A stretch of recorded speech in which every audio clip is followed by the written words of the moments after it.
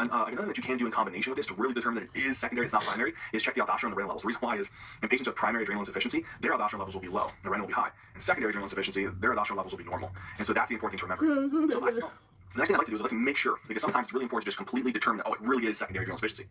So what patients will sometimes get is they'll get something called an ACTH stimulation test. And basically, you give them ACTH and then see how they respond to that. And another thing that you can do in combination with this to really determine that it is secondary, it's not primary, is check the aldosterone and the renin levels. Okay, because if it's primary, if it's secondary, you won't be able to release renin or aldosterone. But if it's primary, you won't be able to.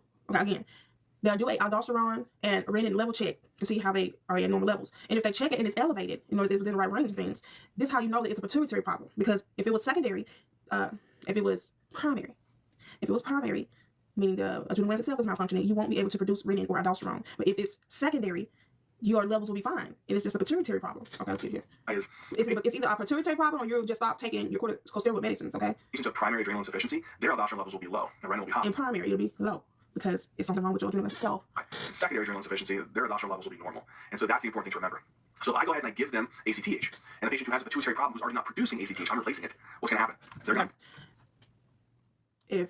If ACTH is given in secondary, what's going to happen? It's just going to be increased, and they're going to have a decrease in cortisol.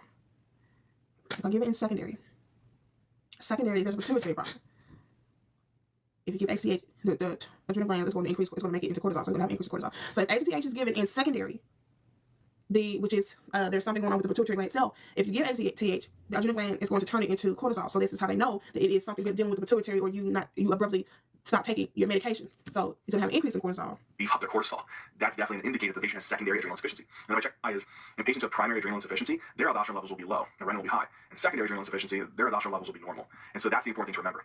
So if I go ahead and I give them ACTH, and a patient who has a pituitary problem who's already not producing ACTH, I'm replacing it, what's going to happen? They're going to beef up their cortisol. That's definitely an indicator that the patient has secondary adrenal insufficiency. And if I check aldosterone and renin levels, they're completely normal. That's a secondary AI. It's probably pituitary, or it could be a sudden discontinuation of steroids. How do I determine that? Get a pituitary MRI. If I do that and I say, oh shoot, they got a huge goombach in their head, there's the cause. Or they infarcted their pituitary, there's the cause. And if I don't see that, or I look at their history and I say, oh, they just stopped taking their steroids, all right, there's the cause. The next thing is, how do I know if it's primary? With ACTH. How do you know if it's primary? Primary, there is something with the adrenal gland itself. You're going to have a decrease in your aldosterone and renin, as well as cortisol. All of it, everything is going to be low. If you give ACTH here, you're going to have just an elevation of ACTH. The adrenal gland has atrophied or shrunk, and it's not going to be able to turn the ACTH into cortisol. So you're going to have an increase in ACTH, but a decrease in cortisol, aldosterone, and renin. Right? Should be high in this scenario, because again, the cortisol's low should tell the pituitary to make more ACTH. That's definitely possibly primary. The next thing you do is you do the ACTH dose-entropin test and the aldosterone levels. You want to know now, okay, if I give them ACTH, what would happen? Well, I already know that's high, so that's probably not going to help me. So if I give them ACTH, it's not going to make a difference. The cortisol will probably not change or stay low. The other thing is, if I check their aldosterone levels and it's primary, that means they're not producing aldosterone, and then subsequently the renin level should go up to try to increase aldosterone. All right, that's the case. It's definitely primary AI.